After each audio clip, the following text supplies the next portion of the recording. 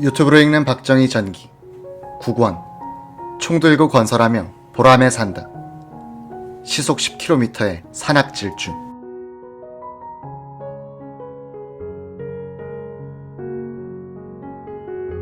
(1968년 1월 16일) 박정희 대통령이 농림부, 건설부, 상공부를 연두순시하며 특용작물의 중점 지원, 서민주택 건설에 주력하라고 각 부별로 지시를 하던 시각, 김신조 일당은 한국군 26사단 마크가 부착된 국군 복장에 개머리판을 접을 수 있는 접철식 AK 소총과 수류탄 및 대전차 수류탄으로 무장하고 황해도 연산에 주둔한 부대를 출발했다. 이들은 자정 무렵 개성에 도착. 다음 날인 17일 새벽, 비무장지대 내 최남단 초소가 있는 연천군 매현리에 도착해 밤이 되기를 기다렸다. 이들은 이곳에서 야간 침투를 위한 위장을 했다. 이날 국방부는 원주회의에서 박 대통령이 내린 특별 지시에 따라 분산된 대간첩 작전을 일원화시키는 새 기구안을 마련해 국무회의에 상정했다. 새 기구안은 대통령 직속으로 대간첩 작전을 총지휘하며 정책을 마련하는 중앙협의회와 정책을 실천하는 대책본부를 두고 대책본부는 합동참모본부에 설치하는 것으로 되어 있었다. 10월 17일 밤 8시, 무장공비들은 미 2사단 지역의 정면을 향해 포복으로 접근하기 시작. 밤 10시 정각에 철조망이 가설된 철책선에 도착했다. 이들은 절단기로 철조망을 제거하고 휴전선을 넘어 은밀히 침투를 시작했다. 1, 2, 4군 부대 무장공비들은 군 GP들이 요소에 있는 휴전선 남방 한계선부터 임진강을 건너기까지는 속도를 내지 못했다. 은밀 침투란 자신의 발자국 소리는 물론 숨소리나 냄새까지 죽이며 지형의 그늘진 부분을 이용해 이동하는 특수전 기술이다. 초소나 경비병 근처에서는 땅에 납작하게 붙어 1시간에 수미터 정도만을 이동할 정도로 인내력과 지구력이 요구된다. 김신조를 포함한 무장공비들은 이미 훈련 과정에서 이런 능력을 배양했고, 야간 침투 중 인기척을 느꼈을 경우 부동 자세로 1시간 동안 버티는 훈련까지 받았다고 한다. 어둠 속에서 상대방이 이쪽을 사람으로 인식하지 못하게 하는 훈련이었다. 이들은 미 2사단 구역을 통과하여 고랑포에서 얼어붙은 임진강을 건널 때까지 약 10km의 구간을 엎드리고 기고 달리고 숨고 하면서 먼 동이 틀 때쯤엔 임진강을 건너 경기도 파주군과 법원리 사이의 작은 산기슭에 도착할 수 있었다. 그때까지 경비병이나 지뢰밭을 만난 적도 없었다. 이들이 선택한 침투로는 임진강과 휴전선이 가장 근접한 지역일 뿐 아니라 얼어붙은 임진강을 도강할 수 있는 특별한 지역이었다. 서해바다로 연결된 임진강의 중하류가 시작되는 임진각 부근의 해수가 만조 때마다 밀려올라와 얼음이 비늘처럼 솟아오르고 얼지하던 바닷물이 곳곳에 고여있어 도보로 건널 수 있는 곳이었다. 대신 고랑포 지역은 상류에 속해 해수에 영향이 없고 겨울에는 단단하게 얼어있어 이들이 침투로로 선정할 수밖에 없었다. 휴전선에서 고랑포로 이르는 루트가 미군이 관할하는 지역이란 점도 고려됐다. 미군 지역에서는 무장 침투 간첩을 한국군으로 오인할 수 있는 여지도 있었지만 무엇보다 미군 지역 철책이 구형 철조망이었기 때문이었다. 김성은 당시 국방장관의 증언. 1967년은 유달리 남침 사례가 많아 휴전선 철책부터 보강하기로 했습니다. 그때까지 휴전선 철책이란 휴전 당시 남북한 군인들이 직접 설치한 원형 철조망 서너 가닥이 전부였습니다. 새빨갛게 녹이 쓸대로스럽고 가끔씩 보수공사를 한다고 갈아주기는 했지만 인적이 드문 비무장 지대에다 예산 부족으로 개수할 생각을 못했죠. 이것을 미 국방성에 부탁해 자재를 공급받아 오늘날까지 남아있는 철책선을 만든 겁니다. 이 공사는 그해 겨울 249km의 휴전선 전 지역에서 완성을 봤습니다. 단 미군 지역 4km 정도만 제외됐죠. 미 2사단 측은 철주를 받고 전기철조망을 쳐 대적하려는 한국군의 대응 자세를 못 믿어하면서 자신들이 보유한 전자감응 경보기 등으로 대처하겠노라며 공사를 거부하고 있었다. 1968년 1월 18일 오전 5시, 은밀 침투로 법원리 뒷산에 도착한 31명의 무장공비들은 지쳐있어 이날 밤 휴식을 취하기로 했다. 공비들은 가면 상태로 휴식하고 있었고 5명이 교대로 경계를 서고 있었다. 무장공비들이 청와대를 습격하기 위해 국내로 잠입해 들어온 시각에 박정희 대통령은 연두순시에 여념이 없었다. 1월 18일에는 외무부, 문교부, 공보부에 들러 1968년도 시정방침에 관한 보고를 들었다. 1월 19일 여야 총무회담이 결렬됨에 따라 국회가 2월 중순까지 공전이 확실시되는 가운데 박정희 대통령은 법무, 국무, 교통, 3개 부처를 순시했다. 그는 국군 장병의 처우 개선, 호남선 복선화 계획 촉진 및 호남지방 고속도로 계획을 수립할 것을 관계부처에 지시하고 있었다. 이때가 오후 2시경. 바로 그 시각 파주군 초리골에 살던 우성재를 포함한 4형제는 산에 나무를 하러 갔다가 벼랑 아래에 숨어있던 공비들의 경계병과 마주쳤다. 국군 대위 1명, 소위 1명, 그리고 사병 계급장을 단 3명 등 모두 5명이었죠. 우리 국군 군복을 입고 있었는데 신발은 검은 농구화였고 총은 개머리판을 접을 수 있는 AK 소총이었어요. 한눈에 공비라고 알아봤지만 도망가기에는 너무 때가 늦었습니다. 우씨 형제를 본 공비들은 태연을 가장하고 불러세워 담배를 권하더니 갑자기 기관총으로 등을 밀며 벼랑 쪽으로 몰았다. 우씨 형제들이 벼랑 밑으로 와보니 일개 소대 병력이 날카로운 눈빛으로 노려보고 있었다. 겁을 집어먹은 우씨 형제들에게 너 우리가 어떤 사람들 같아? 라고 물었다. 군인 같은데요 라고 하자 공비들 중 한 명이 우린 혁명당이야 라며 참깨 섞인 엿과 오징어를 주고 말을 붙였다. 너 쌀밥 1년에 얼마나 먹어봤어? 밥은 하루에 3번 먹잖아요. 31명의 공비들은 우씨 형제들에게 지서의 위치와 문산, 동두천, 의정부로 가는 방향을 묻기도 하는 등 이런저런 말을 붙여왔다. 김신조의 증언. 원칙으로는 작전 도중 만나는 군인이건 민간인이건 무조건 죽이게 되어 있었습니다.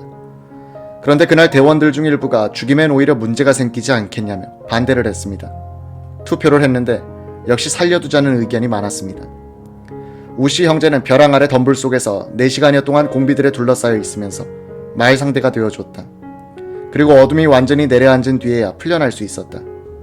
공비들 중에는 호주머니 속에 넣어둔 손목시계를 꺼내 선물로 주면서 만약 비밀을 지키지 않고 경찰에 신고하면 우리 후속 부대가 내려와서 너희 마을과 가족들을 몰살시켜버릴 거야 라고 위협했다.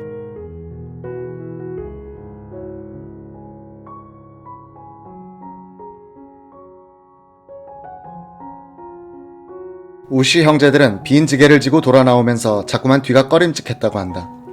혹시 쏘지는 않을까 겁이 났죠. 우리가 한참 걸어 나오다가 흘낏 돌아보니 깜깜한데 뭔가 움직임이 느껴졌어요. 이동 중이란 걸 알았습니다. 형제들은 마을 입구 가로등 밑에서 미행이 없는지 살핀 뒤 언제 신고하느냐를 놓고 고민했다고 한다. 이들은 단양우씨 종갓집으로 달려가 어른들과 함께 파주군 법원리 창현파출소에 신고를 했다. 이때가 1월 19일 밤 9시경.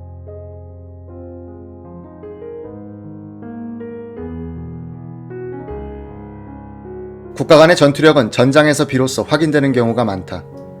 121 사태는 6.25 이후 15년 만에 남북한 전투력을 비교하는 계기가 됐다. 당시 김신조를 포함한 중무장한 인민군 1개 소대 병력은 휴전선을 넘어 임진강을 건널 때까지 국군 초계병들에게 발각되지 않았다. 남욱군 우씨 형제와 우연히 부딪힌 것을 제외하면 전방 거주 주민들에게 거동 수상자들로 몰려 신고된 적도 없었다. 당시 우리나라의 대간첩 작전 능력도 6.25 이후 별로 개선된 적이 없는 상태였다. 통신계통은 특히 전근대적이었다. 김신조와 30명의 무장공비 목격 사건은 우씨 사형제에 의해 1월 19일 밤 9시경 파출소에 신고 접수가 됐지만 인근 군부대에 전달된 시각은 9시 30분경이었다. 대간첩작전대책본부가 설치될 합동참모본부에는 3시간이 지난 자정 무렵에 이 정보가 도착했다. 김신조 목사의 회고. 자만심 같은 게 있었어요. 훈련을 받을 때 모래주머니를 차고 산악 구보를 매일같이 하면서 교관들은 우리에게 동무들은 세계 최강의 용사다. 국방군들이 동무들을 비행기로도 못 쫓아오게 만들어주겠다며 혹독한 훈련을 시켰거든요. 1월 19일 오후 8시경 우씨 형제들을 살려보낸 뒤 거의 동시에 김신조 일당은 법원리 뒷산을 출발, 서울을 향해 급속 산악행군을 시작했다. 급속 행군이란 약 3kg의 짐을 지고 중무장한 군인이 시간당 10km를 주파하는 구보다. 당시 한국군의 경우 급속 행군은 산악이 아닌 오직 도로 위에서만 가능하다고 믿고 있었다. 한국군의 군사적 상식으로는 야간 산악 행군일 경우 시간당 4km를 넘을 수 없다고 봤다. 그러나 김신조 일당은 시간당 평균 10km씩 주파하면서 법원리, 미타산, 앵무봉, 노고산, 진관사, 북한산으로 이어지는 능선을 달리고 있었다. 비슷한 시각 중앙정보부 강인덕 과장은 이날도 자신의 분석이 들어맞지 않아 실망한 채 관사로 퇴근해 일찍 잠자리에 들었다. 잠이 잘 오지 않았다. 머릿속은 온통 북한 생각으로 꽉 차 있었다. 1월 20일 토요일 새벽 2시경 전화벨 소리에 선잠에 빠졌던 강 과장이 전화를 받았다. 네, 강인덕 과장입니다. 과장님, 새까맣게 들어왔습니다. 몇 명이나 돼? 잘 모르겠지만 30명은 되는 것 같습니다. 강인덕 과장은 게릴라전이 시작됐다. 이젠 정치가 아닌 군사력이 대응해야 할 때라고 생각하며 출근 준비를 했다. 이때 김신조 일당은 앵무봉을 지나 경기도 구파발 부근의 노고산 능선을 타고 있었다. 새벽 4시경엔 노고산을 주파한 뒤 서울의 경계선이자 북한산으로 접어드는 길목인 진관사를 통과해서 오전 6시경엔 북한산 비봉에 도착했다. 10시간 동안 거의 휴식 없이 전력 질주를 해낸 것이다. 1월 20일 토요일 오전 9시 김성은 국방부 장관은 청사로 출근해서야 이 사실을 보고받았다. 오전 9시 30분경 김 장관은 차를 타고 청와대로 들어가 박정희 대통령에게 이 사실을 보고했다. 박정희는 손으로 턱을 문지르며 어디로 들어왔소? 라고 물었다. 임진강 상류 고량포 쪽입니다. 얼음이 얼면 도보로 건널 수 있는 곳이죠. 그놈들이 뭐하러 들어왔을까? 각하, 지난해 놈들은 이미 우리나라의 각종 기관시설을 파괴하는 활동을 해오지 않았습니까? 이번에도 주한미군의 주둔지 시설 파괴나 테러일 가능성이 큽니다. 한국 군부대나 주요 시설도 목표가 될 것 같습니다. 휴전 후 연간 최다 도발 횟수인 170회를 기록한 1967년 한 해 동안 전방 지역에서는 전쟁에 준하는 북한의 군사 도발이 한국군과 주한미군을 상대로 여러 차례 감행됐다.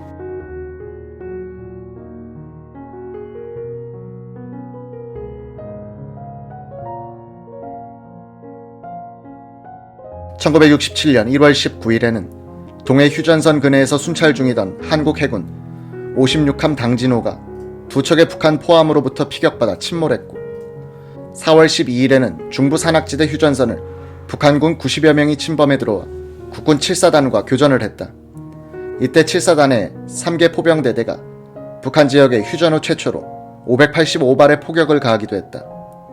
4월 22일에는 북한군들이 서부전선으로 침투해 미군 막사를 폭파, 2명의 미군이 숨지고 19명이 부상하는 사건도 있었고, 5월 27일에는 북한 경비정이 연평도 근해에서 작업 중이던 한국 어선단의 포격을 가해 한국 해군이 25분간 엄호 사격을 하기도 했다. 8월 7일에는 침투한 북한군이 판문점 남방 대성동 자유의 마을 앞에서 미군 트럭을 습격해 3명의 미군이 사망하고 17명이 부상했다. 사흘 뒤엔 서부전선에서 한국군 트럭이 습격당해 아군 3명이 사망했다. 8월 28일 북한군은 판문점 동남쪽 30여 미터에 위치한 미군 막사를 기습, 미군 3명이 사망하고 25명이 부상했다. 9월 5일에는 경원선 열차 폭파 사건이, 13일에는 경의선 열차 폭파 사건이 있었고, 동해상에서 조업 중이던 어선을 여러 차례 납치하는 등 진행 속도가 완만할 뿐 전쟁과 다름없는 상황이었다. 박정희 대통령에게 보고하던 김성은 국방장관은 그 순간까지도 침투한 무장공비들이 지난해와 유사한 작전을 펼칠 것으로 짐작했을 뿐 청와대가 목표인 것은 꿈에도 몰랐다고 한다. 이날 오전 김성은 장관은 이세호 육군단장을 전화로 불러내 예비사단까지 동원해서 서울 외곽에 집중 배치토록 지시했다.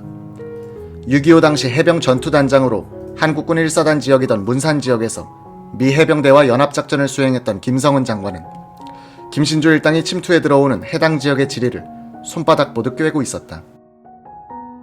김 전 장관은 당시 자신의 추론이 어긋나 있었음을 시인하면서 이렇게 회고했다. 김신조 일당이 남욱군들을 풀어준 지점에서 서울 진간회동의 진관사까지 산악 코스로 행군을 하면 해병대도 이틀은 좋게 걸리는 거리였습니다. 그런데 이들은 이미 진간사를 거쳐 북한산 비봉의 승가사 아래까지 도착해 있다는 것을 나중에 알고 기겁했죠. 중무장하고 야간 산악 행군으로 북한산까지 올 수 있다는 건 제 군대 상식으로는 있을 수 없는 일이었거든요.